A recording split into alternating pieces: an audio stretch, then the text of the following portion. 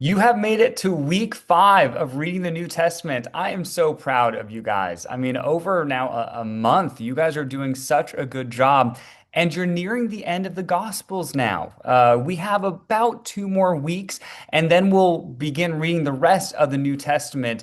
And so, what you're going to start noticing in your readings is that we are nearing the kind of the end game for Jesus, for Jesus's life, the tension between Jesus and the religious authorities who are seeking his life is building and building, and it's going to get to a point that obviously leads to his arrest and crucifixion.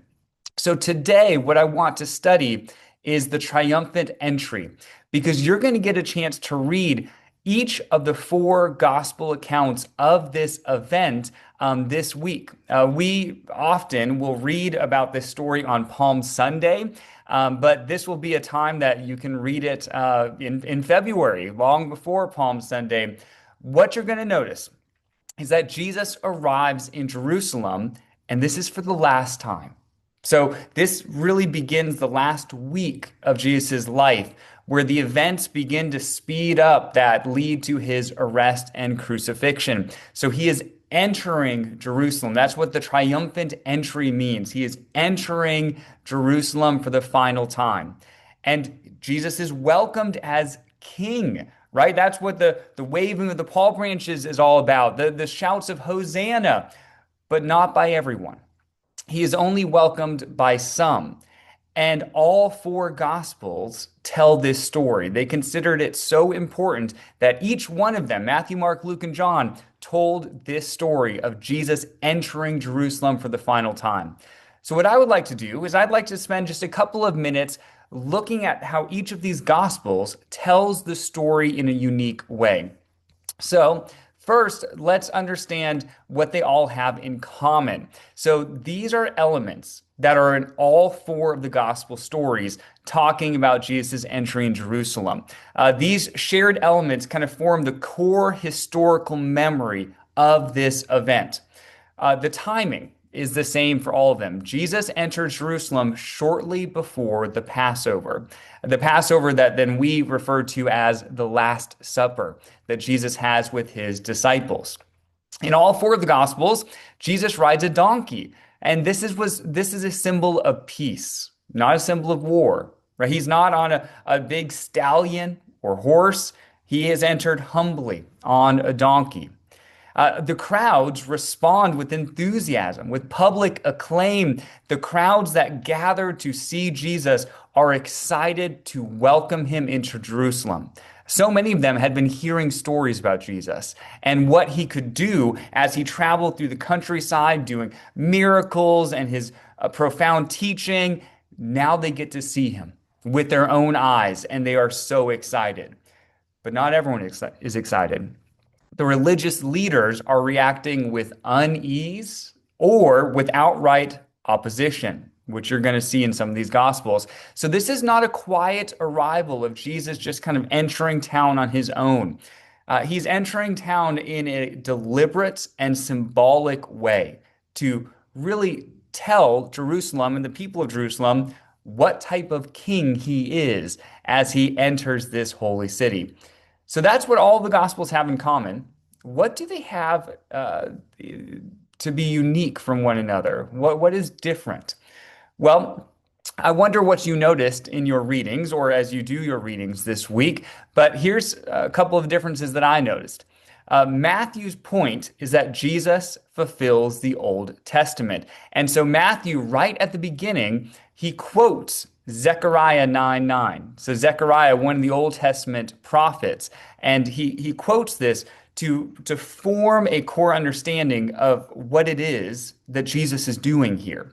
So he says, say to daughter Zion, see, your king comes to you, gentle and riding on a donkey, and on a colt, the foal of a donkey. Matthew wants to make sure that this is included because his focus is that the Jewish readers of his gospel, remember that was his main audience, he wants them to see that this is not just a random event, but this is a fulfillment that the prophets had been speaking about for many, many years.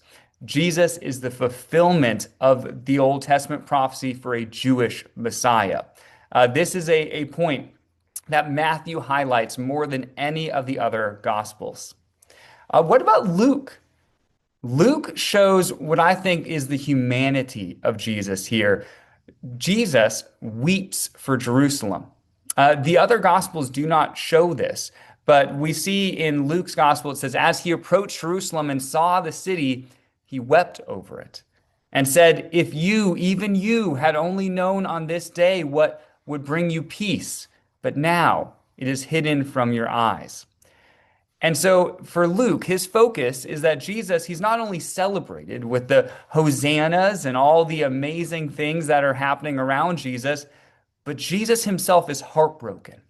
He's heartbroken as he looks out on Jerusalem by what lies ahead, because he knows that in just a couple of days, he's going to be rejected. He's receiving a wonderful welcome now, but that welcome is not going to last. He knows that eventually, and pretty quickly, he's going to be arrested, he's going to be crucified. And so the humanity of Jesus comes out here where he weeps for this city as he is entering it for the final time. What about Mark? Mark is pretty different. It's a very quiet entry in Mark, particularly at the end. Here's how the end happens. It says, Jesus entered Jerusalem and went into the temple courts.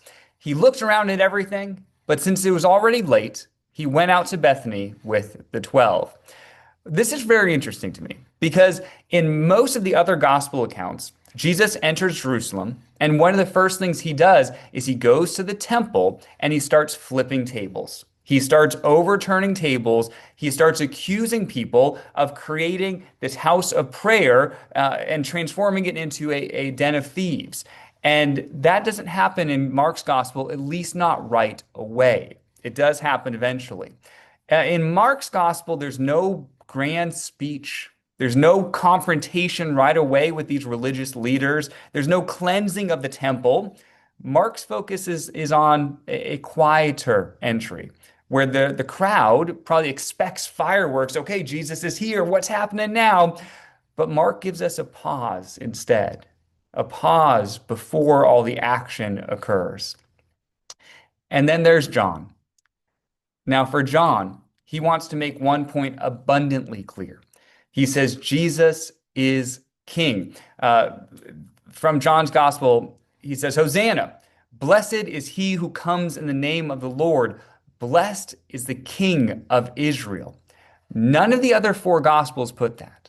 The other four gospels say that the crowd shouted Hosanna, and many of them said, oh, good, this is a coming king or the son of David, something along those lines. But John is the most explicit when talking about who Jesus is. He gives him the title King of Israel. So John's focus is that Jesus is the true king of God's people. And this is in contrast then to Caesar and to the temple authorities. This is a really dangerous thing for John to be doing. He's remembering that when Jesus came as king, that meant that there can only truly be one king, and Caesar, king of Rome, the king of the whole Roman Empire, is no longer it. He is no longer truly the king. Jesus is. It's a political statement that is being made as Jesus enters Jerusalem. John takes us the furthest in to that approach. So as you read these gospel accounts this week, notice what they have in common. Notice what the differences are. But more than that, know that Jesus still wants to be king. Jesus wants to be king of our lives. Jesus wants to be king of our hearts. Really, every day is an opportunity to wake up and say, there's one king in this world, Jesus, and I am not it. And so may we allow Jesus to reign in our hearts. I'll see you on Sunday.